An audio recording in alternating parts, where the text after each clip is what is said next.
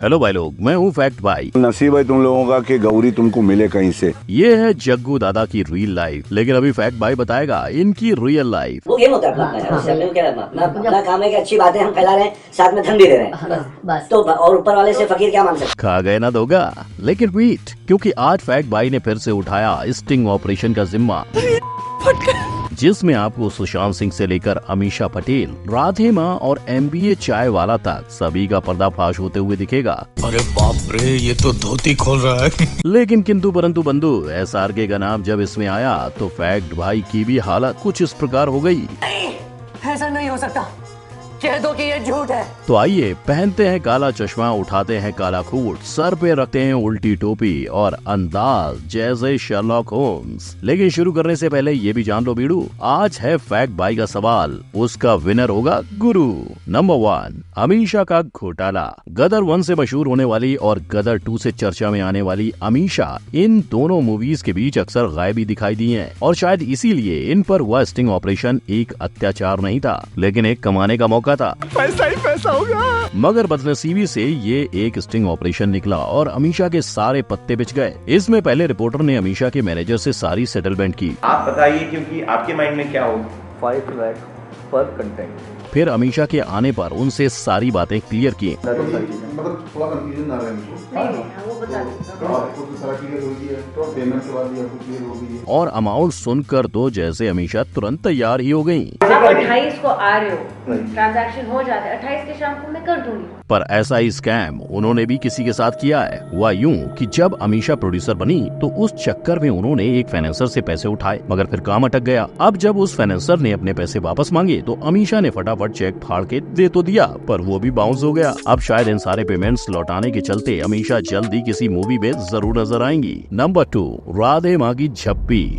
जहाँ राधे माँ की एक झप्पी लेने के लिए जनता लाइन में लगती है, वहीं रात में जाग के राधे माँ अपने भक्तों को कॉल करके फ्लर्ट करती हैं। पागलों को पागल ही मिलते हैं ना, क्योंकि तुम भी पागल, हम भी पागल, पागलों की जोड़ी पागलों के साथ ही। और जब इनकी बात आगे बढ़ी तो राधे माँ ने अपने प्यार का इजहार भी कर डाला। तुम मुझे लव करते। सही बात है। मगर भाई लोग, क्या आप जानते हो राधे माँ ने जिसे कॉल लगाया वो और कोई नहीं, विश्व हिंदू परिषद के मेंबर सुरेंद्र मित्तल थे। पर सुरेंद्र ने राधे माँ को यूं ही नहीं छोड़ा, उन्होंने इस पूरी क्लिप को इंडिया टीवी में सबमिट किया। पर आज सिर्फ ये एक स्टिंग ऑपरेशन नहीं है, ऐसा ही ऑपरेशन आसाराम बापू का भी हुआ था। इस स्टिंग ऑपरेशन में बापू के पास एक पुलिस से फरार लड़की आती है और बापू उसे पनाह देते हुए कहते हैं कि तुम डरना मत, मेरे पास सो जाना।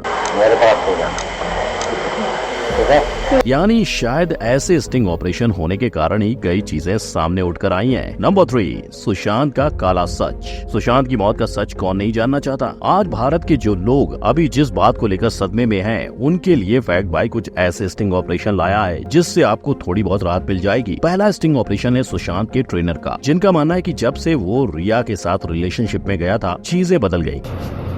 Things were pretty different actually when he started being with Rhea. In fact in reporter ने ये भी पूछ लिया कि क्या सुशांत की मौत के पीछे कोई जाने माने प्रोड्यूसर थे या फिर डिप्रेशन। इसका आंसर देते हुए ट्रेनर ने कहा कि कोई भी मेडिकेशन लेने से पहले सुशांत के थेरेपी सेशंस नहीं हुए, और न रिया ने ट्रेनर को इसमें पढ़ने दिया। वो मेरे थ्रू होता नहीं था ना actually, because Rhea never used to allow me to get into that. इसके अलावा सुशांत के बॉडीगार्ड का भी इंटरव्यू सामने आया था, जहां उन्होंने बताया कि रिया और उनका भाई घर आते थे और पार्टीज करते थे, मगर इसमें सुशांत कभी भी हिस्सा नहीं लेते थे। बट वो नहीं इन्वॉल्व होते थे पार्टी में, और पार्टियां चलती थी। और तो और उन्हें ये भी लगता है कि रिया पे लगे सारे इल्जाम सही है। मेरे को लगता है सही लगाए सर, और इसका भी होना चाहिए, इन्वेस्टिगेशन होना चाहिए इस चीज का, और उनको इस चीज का न्याय भी मिलना चाहिए जो सुसाइड किया है कि क्या है। अब चाहे सच्चाई जो भी हो, अभी पूरा हिंदुस्तान इंतजार में है। नंबर 4, ये राखी है अनोखी।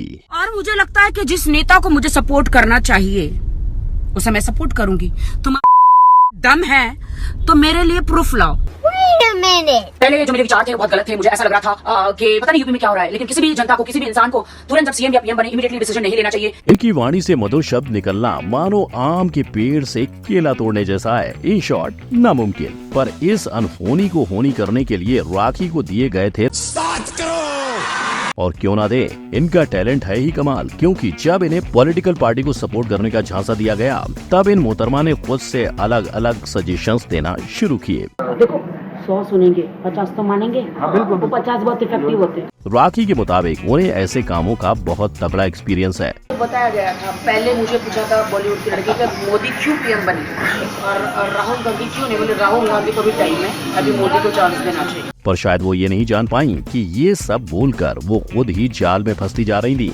इसीलिए तो जब भी ये ऐसे कामों में पकड़ी जाती हैं, तब हमें इनका निराला अंदाज देखने को मिलता है। नंबर 5, अपना भिड़ू। मैं आपको आप सबको जग्गू दादा का ये वीडियो तो याद ही होगा। तो इसी तरह दादा ने आज तक जनता को कई बार ज्ञान बांटा है, चाहे फिर वो सस्ते फूड ब्लॉगर बन के ही क्यों ना हो। पहले चने का मजा तो ले वीडियो, घोड़ा खाता है घोड़ा। लेकिन शायद इनके इस अंदाज ने लोगों के बीच इतना तहलका मचाया था कि इन्हें लोगों के बीच प्रोपेगेंडा फैलाने का ऑफर मिल गया। नेक्स्ट ईयर 2019 इलेक्शन है, तो वो अपना डिजिटल कैंपेनिंग कराना चाहते हैं। हालांकि ऑफर बस ये तहकीकात करने के लिए था कि जग्गू ऑफर को स्वीकार करते हैं या नहीं, और वही हुआ जिसका डर था। बिना किसी देरी के जग्गू मान गए और पैसों की बात करने लगे। तिजोरी का दरवाजा खोलो यार। सर खुला है, तभी तो पूछ रहे हैं। इनफैक्ट इस ऑफर को लेकर उन्होंने अपने यार दोस्त अक्षय कुमार का नाम भी बीच में घसीटा और कहा कि अक्षय भी ऐसी चीजें करने के लिए तैयार होंगे।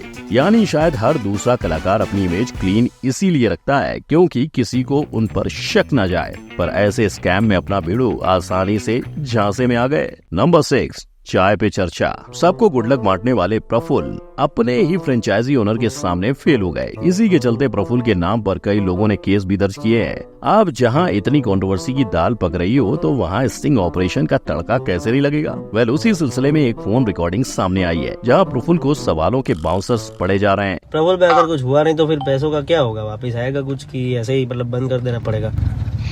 मैं कुछ जवाब नहीं दे पाऊंगा। यानी बंदा धंधा बंद करे या फिर कुछ भी करे, प्रफुल्ल भाई अपने जवाब नहीं दे पाएंगे। आज यही कंप्लेंट हर दूसरे फ्रेंचाइजी ओनर की है। वापस डाउन, अभी तो अच्छा चल रहा था आपका। नहीं, रेवेन्यू टू रेवेन्यू चल रहा है, 3-4 महीने से ऐसा ही डाउन ही चल रहा है। चला रहे तो चल रहा है। अभी क्या कर सकते हैं आप बताओ। और जब इन सारे सवालों से प्रफुल्ल पर जोर देकर जवाब मांगे गए, तो इनका इतना ही कहना है कि ओनर्स ने संयम नहीं रखा। व्यापार व्यवसाय में समय लगता है, संघर्ष लगता है, संयम लगता है। तो अब इन्होंने अपने समय कितना संयम रखा था, वो तो इनकी पिक्चर आने पर ही पता चलेगा। धर्मा प्रोडक्शन मेरे ऊपर बायोपिक बनाना है यार।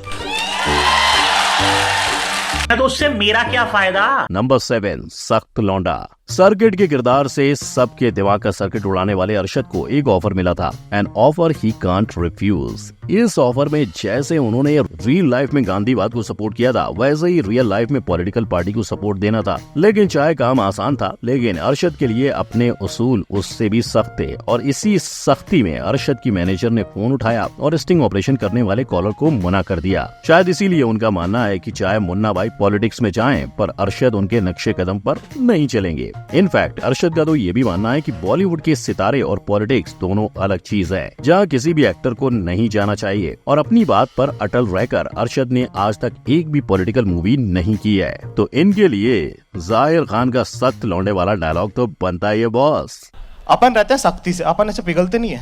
नंबर 8, SRK के अनसुने राज। किंग खान की कंट्रोवर्सी, ये सुनते दिमाग में क्या आता है? समीर वानखेड़े स्टेडियम या फिर उनके प्राइवेट पार्ट की सर्जरी। पर इन सब में रावण मूवी के 2 किस्सों ने सबको चौंका दिया था। किस्सा नंबर 1, रावण के रिलीज से पहले SRK को 1 करोड़ रुपए डिपॉजिट करने पड़े थे, और वो भी हाई कोर्ट के कहने पर। ये किस्सा शुरू हुआ मूवी की राइटिंग क्रेडिट से, जो दावा कर रहे थे कि रावण का कॉन्सेप्ट मुश्ताक शेख का है। लेकिन फिर कहानी में हुई यश पटनायक की, जिन्होंने क्लेम किया कि इस फिल्म का एक्चुअल कॉन्सेप्ट उनका था। इस केस की सुनवाई होते ही हाई कोर्ट ने फिल्म की रिलीज पर रोक लगा दी, और अगर फिल्म रिलीज करना ही है तो केस सॉल्व होने तक प्रोड्यूसर को 1 करोड़ रुपए डिपॉजिट करने का फैसला सुनाया। किस्सा नंबर 2, SRK ने रावण फिल्म के लिए किया ब्लैक मनी का इस्तेमाल, क्योंकि स्टिंग ऑपरेशन के अनुसार इस फिल्म के प्रोड्यूसर कम इन्वेस्टर अनुभव सिन्हा का नाम ब्लैक मनी में शामिल हुआ था। लेकिन भाई लोग, अगर हम SRK की बात करें तो इन दोनों किस्सों में SRK की कोई गलती नहीं थी। लोगों ने तो बस इसके पॉपुलैरिटी के चलते उनका नाम इस्तेमाल किया था।